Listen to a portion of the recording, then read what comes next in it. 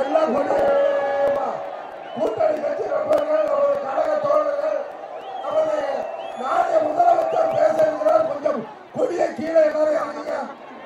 எல்லாம் கீழே கொஞ்சம் கொடியை. கூட்டணி கட்சி நண்பர்கள், நமது கழக தோழர்கள், பின்னாடி உள்ளவங்க பார்க்கணும். கொடியை கீழே இருக்குமா? அப்படியே கீழே இருக்குமா? கொடி கொஞ்சம்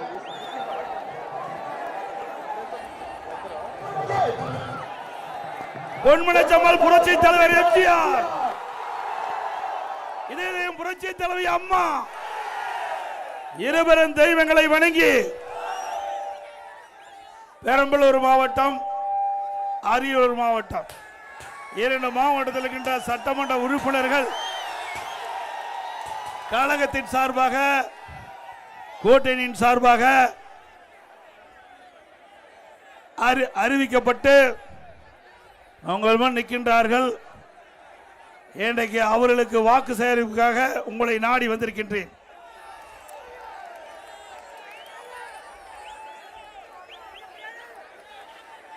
இந்த நான் வருகின்ற பொழுது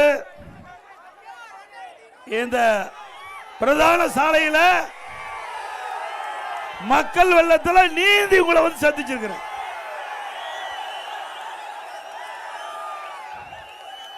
இந்த பெரம்பலூர் நகரம் அதிர்கின்ற அளவிற்கு மக்களுடைய வெள்ளம், உங்களுடைய ஆரவார எழுச்சி நடைபெறுகின்ற சட்டமன்ற பொது தேர்தலில் நம்முடைய வேட்பாளர் வெற்றி பெறுவதற்கு அறிகுறி. கிராமத்தில் சொல்லுவாங்க, விளையம்பயிர் முளையிலே தெரியணும். நம்முடைய வெற்றி உங்களுடைய மகிழ்ச்சி ஆரவாரமே சான்று. இந்த சிறப்பான நிகழ்ச்சியிலே, தேர்தல் பிரச்சார கூட்ட நிகழ்ச்சியிலே கலந்து கொண்டு சிறப்பித்துக் கொண்டிருக்கின்ற மாவட்ட அறிவிச்சர் திரு தாமரை எஸ் ராஜேந்திரன் அவர்களே, முன்னாள் எம்எல்ஏ மாவட்ட திரு இளமையார் தமிழ்ச்செல்வன் அவர்களே, மரியாதைக்குரிய ஐஜே கட்சியுடைய தலைவர் பாரிவேந்தர் முன்னாள் எம்பி அவர்களே, தம்பி அதை கொடிக்கலாம், மற்றும் நிகழ்ச்சியிலே பங்குபெற்றிருக்கின்ற முன்னாள் எம்பி சகோதரால் இளவரசன் அவர்களே, முன்னாள் எம்எல்ஏ பா இளவலகன் அவர்களே, முன்னாள் எம்எல்ஏ திரு ஜே.கே. என் ராம ஜெயலிங்கம் அவர்களே, முன்னாள் எம்பி திரு மருதராஜ் அவர்களே, முன்னாள் எம்பி சந்திரகாசி அவர்களே, முன்னாள் எம்எல்ஏ பூவை செலியன் அவர்களே, மற்றும் இந்த மாவட்டத்திற்கு தலைமையால் பொறுப்பாளராக நியமிக்கப்பட்டிருக்கின்ற முன்னாள் அமைச்சர் மரியாதைக்கு நண்பா மோகன் அவர்களே, முன்னாள் அமைச்சர் அண்ணன் வருகூர் அருணாச்சலம் அவர்களே, நம்முடைய கூட்டணியில் அங்கு வைக்கின்ற பாஜக கட்சியுடைய நிர்வாகிகள் திரு பி முத்தமிழ் செல்வன் அவர்களே, டாக்டர் பரமேசி அவர்களே, திரு எஸ்.கே. ஐயப்பன் அவர்களே, பாட்டாளி மக்கள் கட்சியை சேர்ந்த நிர்வாகிகள் திரு க. செந்தில்குமார் அவர்களே,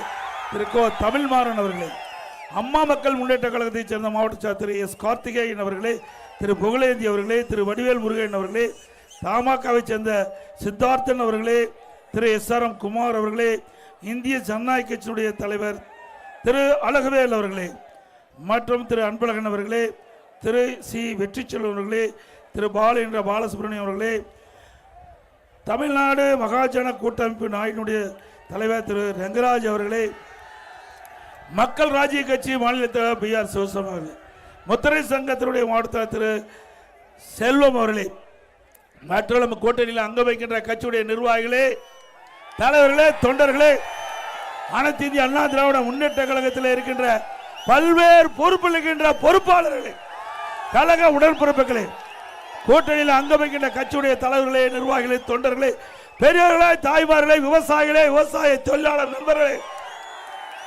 மகளிரை சேர்ந்த சகோதரர்களே, இளைஞர் பட்டாளங்களே, வாக்கா பெருமக்களே, பத்திரிகையாளர் ஊடக நண்பர்களே, அனைவருக்கும் என்னுடைய முதற்கண் நன்றி கலந்த வணக்கம். இன்றைய தினம் நடைபெற்ற சட்டமன்ற பொதுத் தேர்தலில் அனைத்து இந்திய அண்ணா திராவிட முன்னேற்ற கழக தலைமையில் தேசிய ஜனநாயக கூட்டணி அமைக்கப்பட்டிருக்கிறது. நம்முடைய கூட்டணியில் அனைத்து இந்திய அண்ணா திராவிட முன்னேற்ற கழகத்தினுடைய வெற்றி வேட்பாளராக அரியலூர் சட்டமன்ற தொகுதிக்கு திரு தாமரை எஸ் ராஜேந்திரன் அவர்கள் நிறுத்தப்பட்டிருக்கிறோம். அதே போல பெரம்பலூர் சட்டமன்ற தொகுதிக்கு மாவட்ட செயலாளர் திரு இளம்பை ஆர் தமிழ்ச்செல்வன் அவர்கள் நிறுத்தப்பட்டிருக்கிறோம். 2 பேருக்கும் இரட்டை சின்னத்தில் வாக்களியுங்கள். நம்முடைய சின்னம் புரட்சி தலைவர் எம்ஜிஆர் சின்னம், அம்மாவின் சின்னம், விவசாயி சின்னம், தொழிலாளியின் சின்னம், ஏழையின் சின்னம், வெற்றி சின்னம். வாக்களிப்பீர் இரட்டலைக்கு. அதே போல நம்முடைய கூட்டணியிலே அங்கம் வைக்கின்ற பாட்டாளி மக்கள் கட்சி மரியாதைக்குரிய மாநிலவை உறுப்பினர் அன்புமணி ராமதாஸ் அவருடைய ஆசி பெற்ற வேட்பாளர் ஜெயமண்டல் சட்டமன்ற தொகுதியில் போட்டியிடுகிறார். அவர் திரு க வைத்தியலிங்கம் அவர்கள். அவருக்கு மாம்பழ சின்னத்திலே வாக்களிங்க. என்ன சின்னம்? மாம்பழ சின்னம். அதே போல தேசிய ஜனநாயக கூட்டணியில் அங்கம் வைக்கின்ற இந்திய ஜனநாயக கட்சியின் மரியாதைக்குரிய ஐயா பாரிவேந்தர் முன்னாள் எம்பி அவருடைய ஆசி பெற்ற வேட்பாளராக குன்னம் சட்டமன்ற தொகுதியிலே போட்டியிடுகின்ற திருமதி சரண்யா அவர்களுக்கு இரட்டை சின்னத்திலே வாக்களியுங்க. என்ன சின்னம்? இரட்டை சின்னம். ஆக நம்முடைய வெற்றி வேட்பாளர்களுக்கு திரு தாமரை எஸ் ராஜேந்திரன், திரு இளம்பை ஆர் தமிழ்ச்செல்வன், திருமதி சரண்யா அவர்களுக்கு இரட்டை சின்னத்திலே வாக்களியுங்க. நாம் கூட்டணியில் அங்க வைக்கின்ற பாட்டாளி மக்கள் கட்சியுடைய வெற்றி வேட்பாளர் திரு வைத்தியலிங்கம் அவர்களுக்கு மாமல சின்னத்திலே வாக்களிங்க.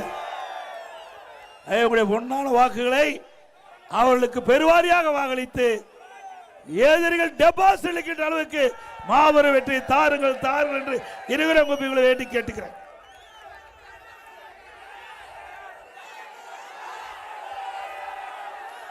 அதே போல இன்றைய தினம் திரு ஸ்டாலின் ஏதோ பேசுறார். என்ன பேசுறாரு? திரு நரேந்திர மோடி பத்தி பேசுவாரு, பாரதிய ஜனதா பத்தி பேசுவாரு, என்ன பத்தி பேசுவார். அவர் சொல்லுவதெல்லாம் எடப்பாடி பழனிசாமி பிஜேபிக்கு அடிமை, எடப்பாடிக்கு அதிமுக கட்சி அலுவலகம் டெல்லியில் இருக்குது, இப்படித்தான் பேசுவார். வேற ஒன்னும் பேசுறதுக்கு சரக்கு இல்ல. திரு ஸ்டாலின் அவர்களே, உங்களுக்கு தில்லு திராணி தெம்பு இருந்தா அதிமுக பத்தி பேசு, அதுக்கு பதில் சொல்ல தயார். அதை விட்டுட்டு ஏதோ பேசி மக்களை குழப்பி அரசியல் ஆதாயம் தேட முயற்சித்தீங்களா? உங்களுக்கு 100% தோல்வி. இன்றைக்கு திரு மோடி பத்தி பேசினார். அவர் ஏதோ பேசினார். திரு ஸ்டாலின் அவர் அப்பா அவர் என்ன பேசியிருக்காரு? மோடி நல்லவர். யாரு?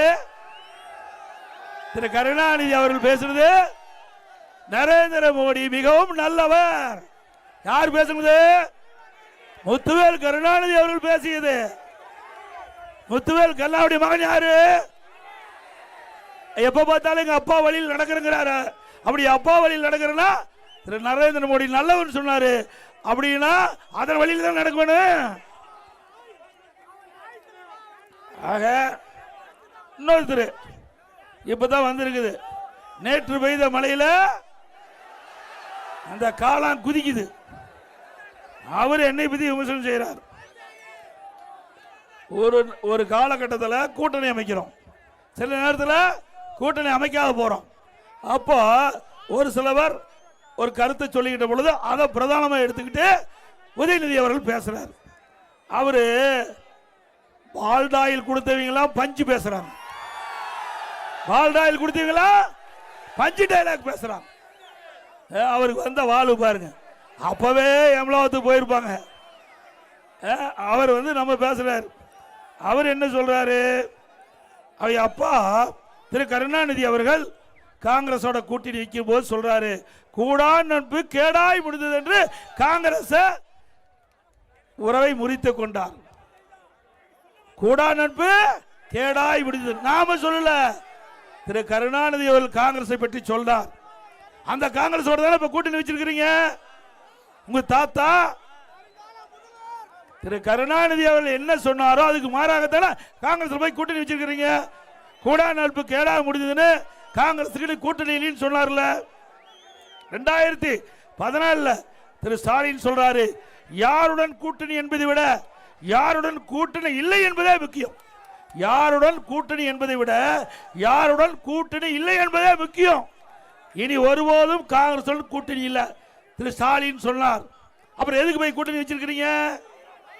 உங்களுக்கு வந்தா ரத்தம், எங்களுக்கு வந்தா தக்காளி சட்னியா?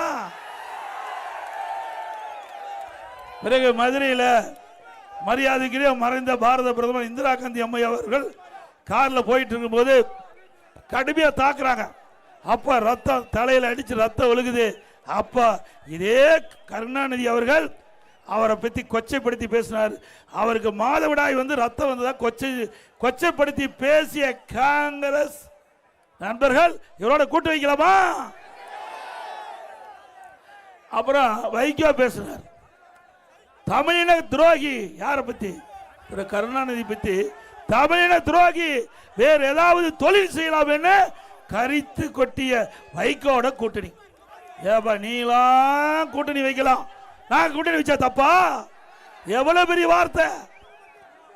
அப்புறம் கருணாநிதி கருணாகம் என பேசியவர் திமுக இருக்கிறார். இதுக்கு பிறகு மறுமலர்ச்சி திராவிட முன்னேற்ற கழகம் இப்ப புதுசா போய் சேர்ந்திருக்குது. தேசிய முற்போக்கு திராவிட கழகம், மக்கள் நீதி மையம். என்னென்னலாம் திமுக பத்தி விமர்சனம் செஞ்சாங்க, அவரெல்லாம் திமுக கூட்டணி இருக்கிறாங்க.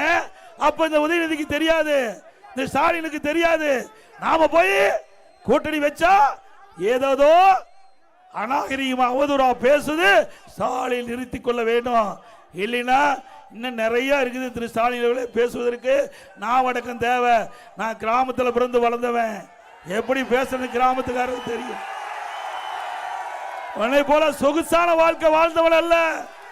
இந்த கை மம்முட்டி பிடிச்ச கை, ஏர் பிடித்த கை. எதற்கும் பயப்பட மாட்டோம். ஆக நான் வடக்கம் தேவை. இனி அவதூறான பிரச்சாரத்தை மேற்கொண்டால் எங்க தொண்டனே அதற்கு உங்களுக்கு தகுந்த பதிலடி கொடுப்போம். அப்புறம் திரு ஸ்டாலின் அவர்கள் எதிர்கட்சியில் வரிசை போது திரு செந்தில் பாலாஜி அண்ணா திமுக இருந்தார். அவரை பத்தியும் ஒரு பெண்மணி பத்தி இணைச்சு பேசினார். இன்றைக்கு நல்ல வரான் வல்ல வரான். யாரு? 10 ரூபாய் நபர். யாரு? கேவலமா இல்ல, அந்த கட்சியில ஆளே இல்ல, திமுக ஆளே இல்ல. இங்க அண்ணா திமுக இருந்து போனவங்க தான் 8 பேர் திமுக மந்திரியா இருந்தாங்க. வெக்கமில்லாத கட்சி எடுத்துற திரு ஸ்டாலின் அவர்களே, எங்களை பற்றி பேசுவதற்கு தகுதி இல்லை. இப்போ 19 பேர் அண்ணா திமுக இருந்து போனவங்க எம்எல்ஏ போட்டிடுறாங்க, திமுக சின்னத்தில் போட்டிடுறாங்க. சிந்திச்சு பாருங்க. இன்னைக்கு திமுகவில் போட்டிடுவதற்கு கூட ஆளு கிடையாது. அண்ணா திமுகவில் போட்டிடுவதற்கு நான் நீ என்று போட்டி போட்டு போட்டியிடுகிற கட்சி அண்ணா திமுக கட்சி. இங்கே ஜனநாயகம் உள்ள கட்சி, அங்கே சர்வாதிகார கட்சி. ஒரு குடும்பத்துக்கு தான் அந்த கட்சி இருக்குது. 8 கோடி மக்களை சுரண்டி ஒரு குடும்பம் வாழ வேண்டுமா? அதுக்கு முடிவு கட்டுவீங்களா இந்த தேர்தலில்? சிந்திச்சு பாரு. இன்றைக்கு திமுகவில் திரு கருணாநிதி குடும்பத்தை தவிர வேற எவராலும் அந்த கட்சிக்கு தலைவராக முடியுமா? இல்ல ஆட்சி அதிகாரத்துக்கு வர முடியுமா? குடும்பத்தை சேர்ந்தவர்கள் தான் இந்த தமிழ்நாட்டை ஆட்டி படுத்திக் கொண்டிருக்கிறார்கள். அவர்களுக்கு தகுந்த பதிலடி கொடுப்பீங்களா? இந்த தேர்தலோடு திமுக என்ற கட்சிக்கு இறுதி தேர்தலை நீங்கள் கொடுப்பீங்களா? ஏங்க அந்த குடும்பத்தில் இருந்தா ஆட்சி அதிகாரத்துக்கு வரணுமா? இங்க இருக்கிறவங்க யாராச்சும் வந்தா ஏத்துக்க மாட்டாங்களா தமிழ்நாட்டு மக்கள்? திரு ஸ்டாலின் அவர்களே, இனி குடும்ப ஆட்சி கிடையாது. இன்றைக்கு இந்த தமிழ்நாட்டு மண்ணில் பிறந்த ஒருவர் தான் இந்த தமிழகத்தை ஆள முடியும். இன்றைக்கு ஸ்டாலின் சொல்றாரு எடப்பாடி பழனிசாமி திண்ணையில படுத்திருந்து முதலமைச்சர் ஆயிட்டாருன்னு. திரு ஸ்டாலின் அவர்களே, நீங்க மட்டும் திரு கருணாநிதி குடும்பத்தில் பிறகுனா கவுன்சிலர் கூட ஆக முடியாது. ஆக முடியுமா? ஒரு கிராமத்தில் பிறந்து ஒரு கிளைச்சலாளர் இருந்து ஒன்றிய பொறுப்பு, மாவட்ட பொறுப்பு, மாநில பொறுப்பு, எம்எல்ஏ, எம்பி, அமைச்சர், பிறகு முதலமைச்சர், பிறகு உங்களால் பொதுச் செயலாளர் கட்சிக்கு நான் உழைத்து வந்தேன். உங்க அப்பாவுடைய அடையாளத்தில் வரல. ஸ்டாலின் அவர்களே, உங்க அப்பாவுடைய அடையாளத்தை தான் நீங்க பெற்றுக்கிறீங்க. எப்பொழுது பார்த்தாலும் ஸ்டாலின் பேசுவார். நான் யார் தெரியுமா? முத்துவேல் கருணாநிதியுடைய மகன் திரு ஸ்டாலின். அப்படி சொல்லத்தான் ஸ்டாலினே தெரியுது. அப்பா பேரை சொன்னாதான் ஸ்டாலின் யாருன்னு தெரியுது. திரு ஸ்டாலின் நாங்க அப்படி அல்ல. எடப்பாடி பழனிசாமி தமிழ்நாடு முழுவதும் தெரியுது. இங்கே அண்ணா திமுக உழைப்பு இருக்கு, உழைப்பவர்களுக்கு இடம் உண்டு, தலைமைக்கு விசுவாசங்களுக்கு இடம் உண்டு, மக்களுக்கு உழைக்கின்றவர்களுக்கு இடம் உண்டு. இது ஜனநாயகம் உள்ள ஒரு கட்சி அண்ணா திமுக கட்சி. ஆகவேதான் நீங்க எத்தனை முறை இங்க கட்சியை உடைக்க பார்த்தாலும் உடைக்க முடியல. உடைக்க முடிஞ்சுதா? இங்கிருந்து ஒருத்தர் போய் சேர்ந்திருக்கிறார்ல. நான் அப்பவே சொல்லிட்டு இருந்தேன். எங்க ஆளுகள்லாம் கூட ஒருத்தர் ரெண்டு பேரு அண்ணா இவரை சேர்த்துக்கலாம், சேர்த்துனா ஒட்டுமொத்த கட்சிக்கு போயிரும். திமுகவுக்கு பி டீமா இருக்கிறாங்க, உங்களுக்கு தெரியாது அப்படின்னு சொல்லிட்டு இருந்தேன். இப்போ என்னங்கிறாங்கண்ணா, அண்ணா நல்ல வேலைக்கு தப்பிச்சுதுண்ணா அப்படிங்கிறாங்க. ஆக திமுகவுக்கு பி டீமா இருந்தவர் இன்னைக்கு திமுகவுக்கு போயிருக்காரு. கேவலமா இல்ல? ஏங்க அசிங்கமா இல்ல? வேட்டி மாத்தி கட்டிட்டு போன அது ஒரு மனிதரா? மனிதர் பிறந்தால் ரோசமுள்ளவராக இருக்க வேண்டும். அப்படி அந்த மனிதர் இல்ல. பதவிக்காக எதை வேணாலும் செய்கின்ற சில ஜென்மங்கள் மண்ணிலே பிறந்திருக்குது. அதையும் பொன்மனச்செம்மல் புரட்சி தலைவர் எம்ஜிஆர், இதையும் புரட்சி தலைவர் அம்மாவோட ஆசையோட அவர்களை விரட்டி அடிச்சோம். இன்னைக்கு வடிவேல் நடிச்ச ஒரு படம், வடிவேலு நடிச்ச ஒரு படம் 23ஆம் புலிகேசின்னு ஒரு படத்தை பார்த்திருக்கிறீங்க, பாத்தீங்களா? அப்படித்தான் திரு ஸ்டாலின் அப்பாவும் மகன் உதயநிதியும் 5 வருஷம் இந்த ஆட்சி நடத்தினாங்க. 23ஆம் புலிகேசி மாதிரி ஆட்சி நடத்தி நாட்டை குட்டிச்சவர் ஆக்கிட்டாங்க.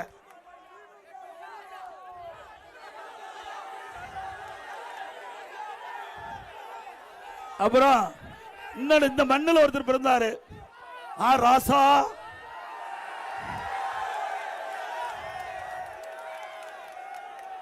அவரு அண்மையில் ஒரு ஆடியோ செய்தி அது எல்லா வலைதளங்களிலும் வந்திருக்குது, பாத்தீங்களா?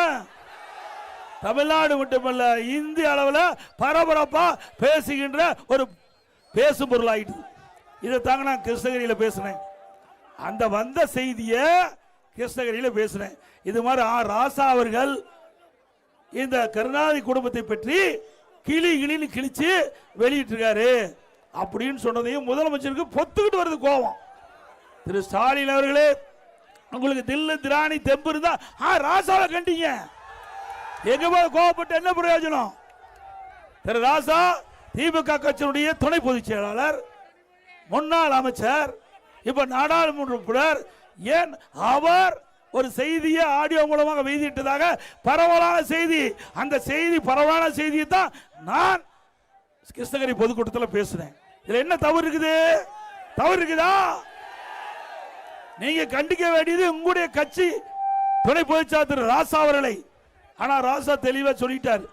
ஏன்னா கண்டிச்சா இன்னும் பல ஆடியோ இருப்பதாக அவர் மிரட்டிட்டார். அதனால ஸ்டாலினால ஒன்னும் பண்ண முடியல, நடுங்கி கிடக்கிறாரு. நான் அடுத்த ஆடியோ எட்ல வரப்போதே தெரியல.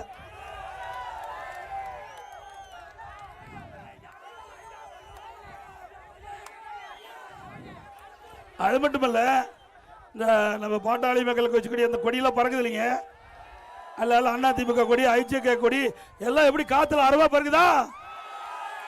இந்த கொடி எதனால பறக்குது? இந்த கொடி எதனால பறக்குது?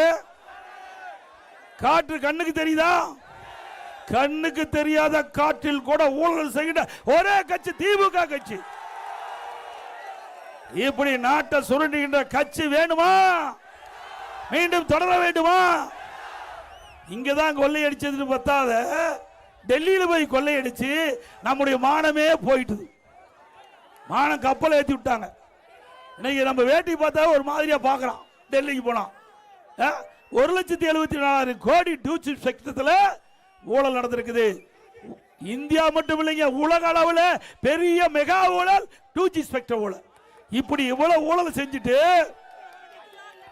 இன்றைக்கு மத்தியில் காங்கிரஸ் தலைமையில் ஆட்சி, திமுக அதுல அமைச்சர்கள் இடம்பெற்றிருந்தாங்க. அந்த காலகட்டத்திலே டூஜி ஸ்பெக்டத்தில் குற்றம் சாட்டப்பட்டு 2 பேர் ஜெயிலுக்கு போனாங்க. தெரியுமில்ல? திகார் ஜெயிலுக்கு போனாங்கள. யாரு? ஏன்னா நான் சொன்னா கோச்சுக்குவார். இந்த ஊர் மக்களே சொல்லுங்க. 2 பேர் சிறைக்கு சென்றவர்கள். எப்போ? இன்றைக்கு காங்கிரஸ் ஆளுகுது, திமுக மத்தியில் அமைச்சர் இடம்பெற்றிருக்குது. அந்த காலகட்டத்திலே அவருடைய காங்கிரஸ் ஆட்சியிலே கைது செய்யப்பட்டு சிறையில் அடைக்கப்பட்டவர் 2 பேர். இன்றைக்கு நீதிமன்றம் என்ன சொல்லி இருக்குது?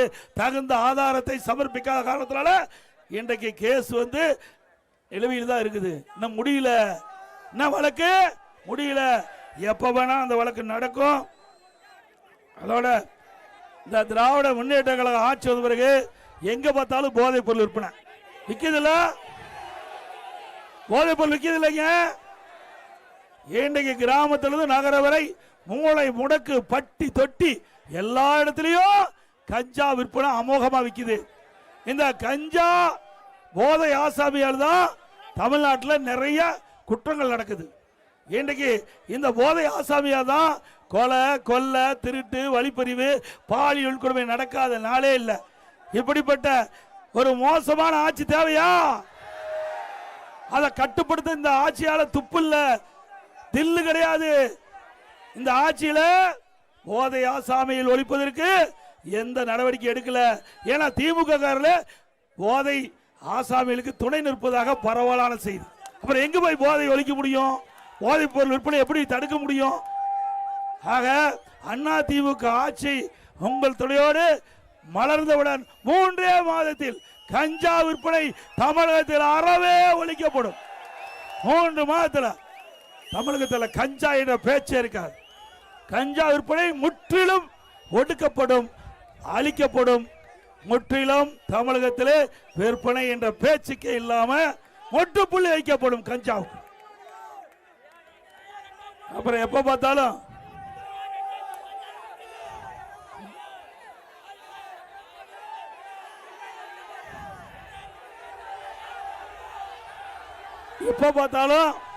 ஸ்டாலின் சொல்றாரு, இந்தியாவுக்கே முதல் மாநிலம் தமிழ்நாடு. இந்தியாவுக்கு எதுல முதல் மாநிலம்? ஊழல் செய்வதிலே முதல் மாநிலம், கடன் வாங்குவதிலே முதல் மாநிலம். இந்தியாவிலே பல மாநிலம் இருக்குது. அதிகமா கடன் வாங்குவதிலே நம்பர் 1 மாநிலம் தமிழ்நாடு. நம்மளையெல்லாம் கடன்காரனாக்குன்னு தான் மிச்சம். திமுக ஆட்சிக்கு நம்ம எல்லாம் கடன்காரனாக்கிட்டு 5 லட்சம் கோடி கடனுங்க. நல்லா சிந்திச்சுங்க. ஏதோ வந்தோம். இந்த கூட்டத்தில் நான் பேசுறத கேட்டா நீங்க போயிடாதீங்க. போய் வீட்டில் சிந்திக்கணும்.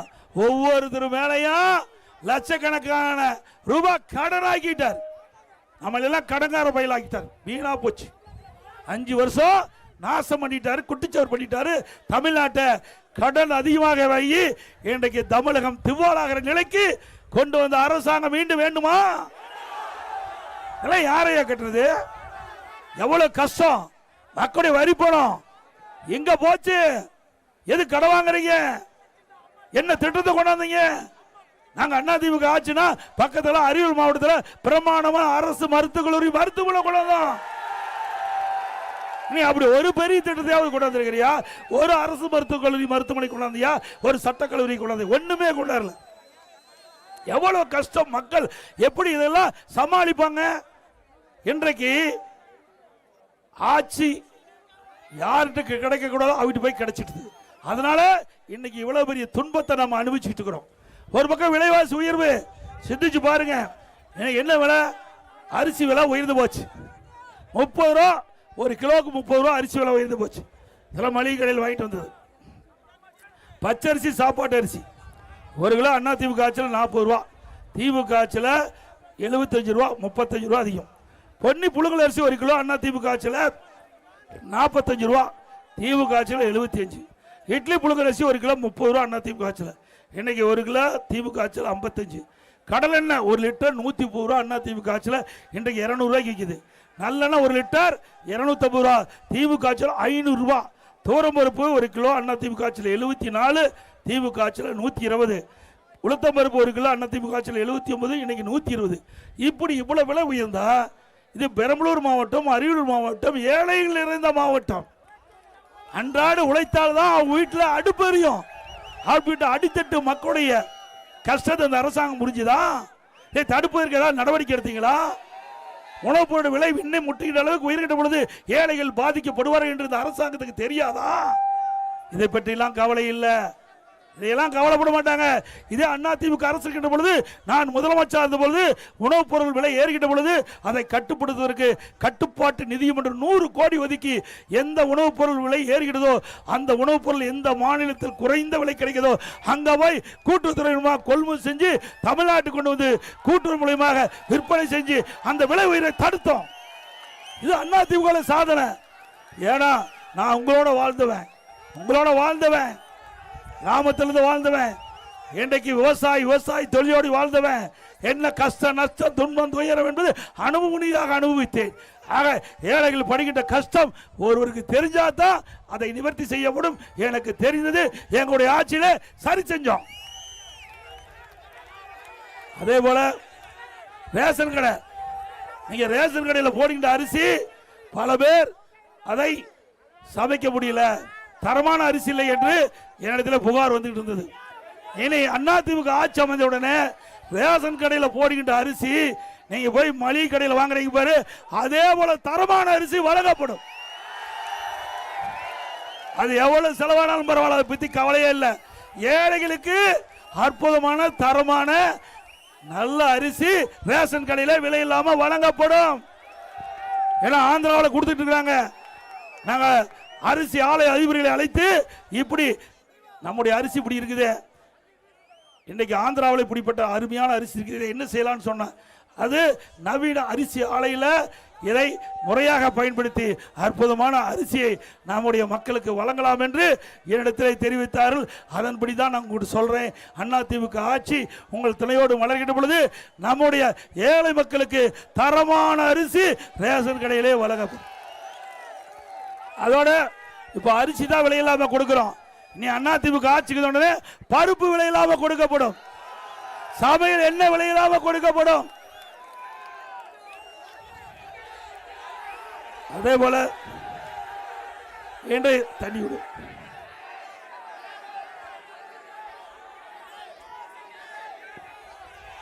இன்றைக்கு பெரம்பலூர் மாவட்டம், அரியலூர் மாவட்டம் கிராமம் நிறைந்த மாவட்டம். இந்த மாவட்டத்தில் ஏழை மக்கள் அதிகமாக வசிக்கிற பகுதியை தேர்ந்தெடுத்து அங்கே ஒரு அம்மா மினி கிளினிக் நாங்கள் திறந்தோம்.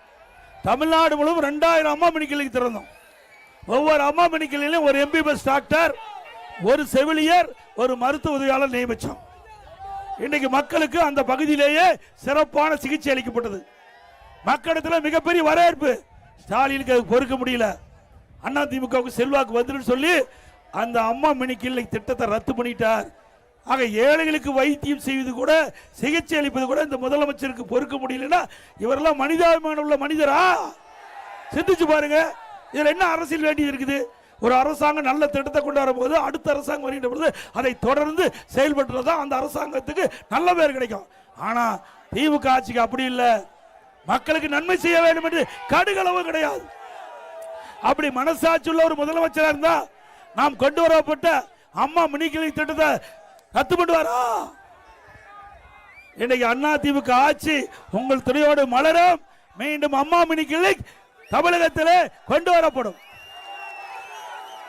அதோடு அரசு பள்ளியில் படிக்கின்ற மாணவர்கள், ஏழை மாணவர்கள், அப்படி ஏழை மாணவர்கள் அவர்கள் மருத்துவராக வேண்டும். நானும் அரசாங்க பள்ளியில் படித்தேன்.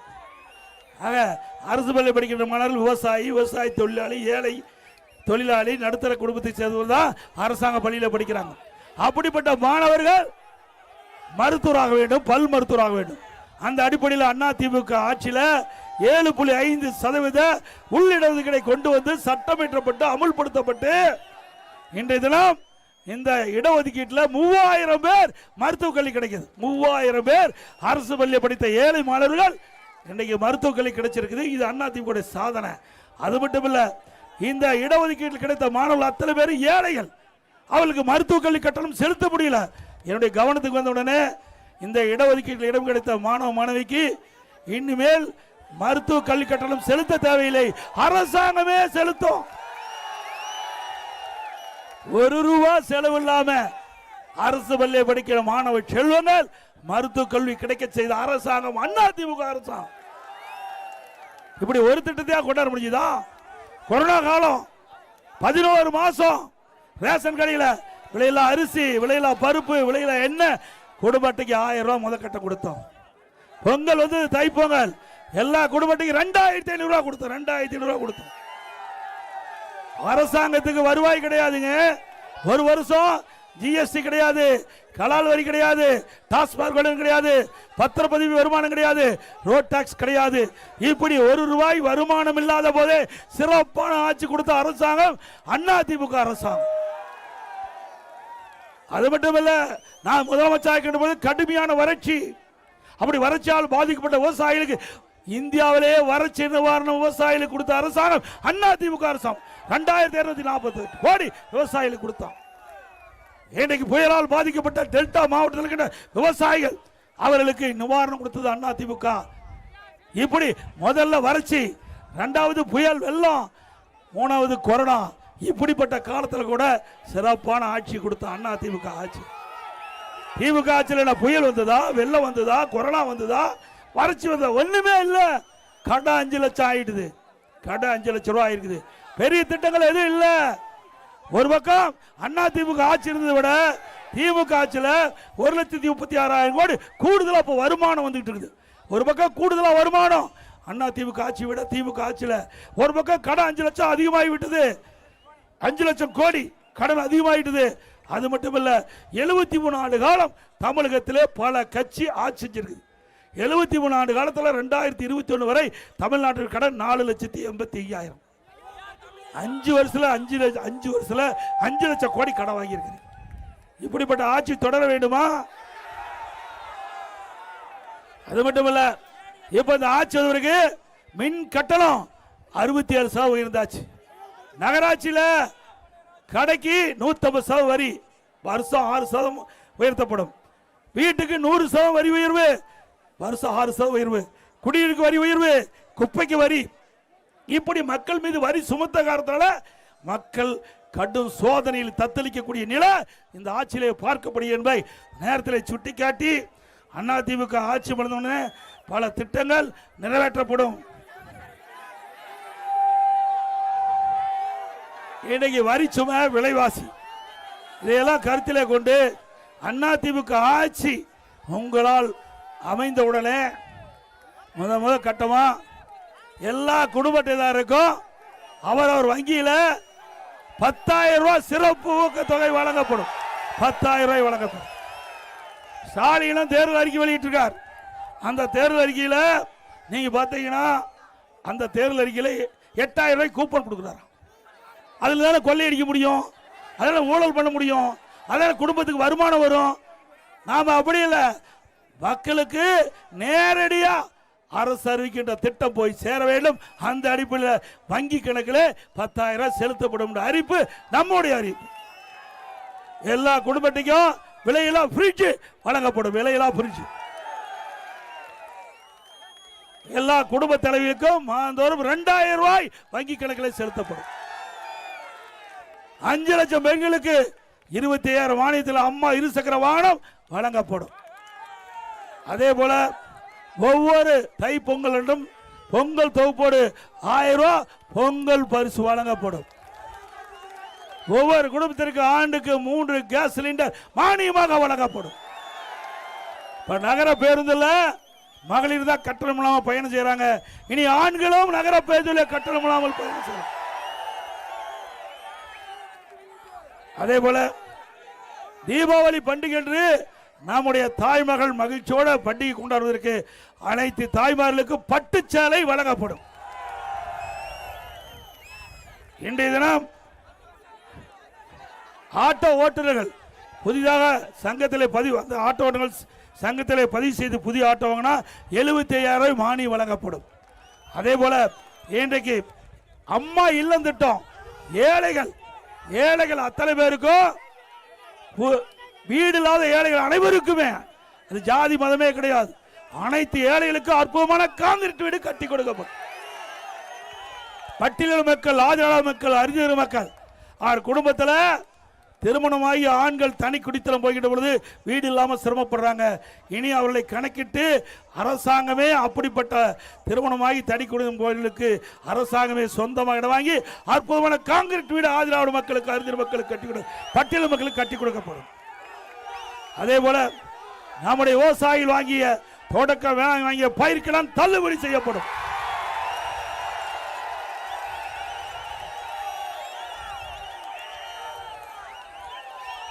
இப்படி பல திட்டங்கள் 297 அறிவிப்புகள் நாங்கள் வெளியிட்டுக்கிறோம். விவசாயிகள் குடிமராமத்து திட்டம் கொண்டாந்தோம், அற்புதமான திட்டம்.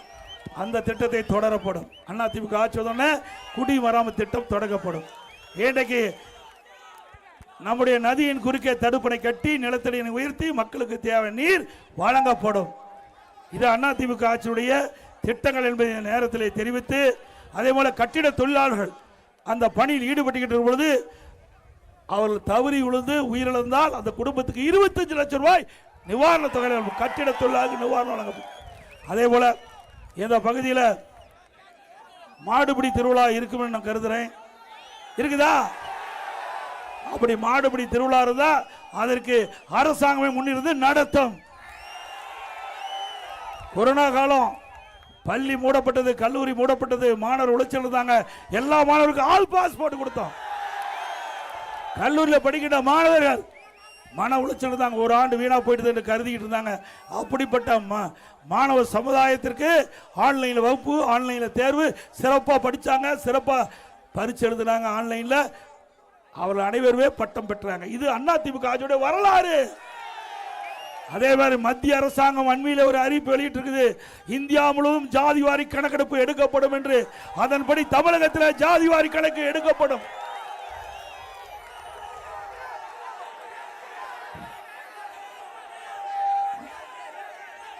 இப்படி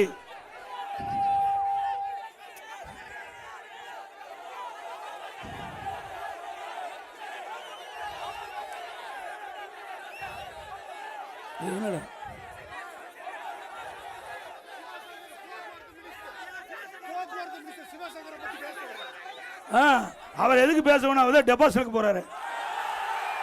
டெபாசிட் இலக்கு செய்வீங்களா? அவர் இந்த தேர்தலோட முடிவு கட்டப்படும். உங்களுடைய கடும் முயற்சியால், உங்களுடைய பிரச்சாரத்தால் இந்த சிவசங்கர் டெபாசிட் இழக்க வேண்டும். செய்வீங்களா?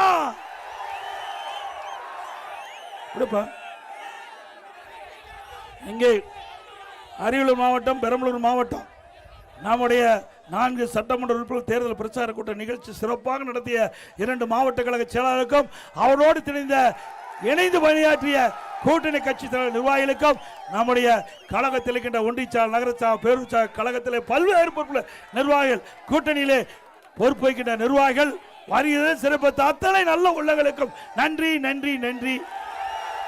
மக்களை காப்போம், தமிழகத்தை மீட்போம்.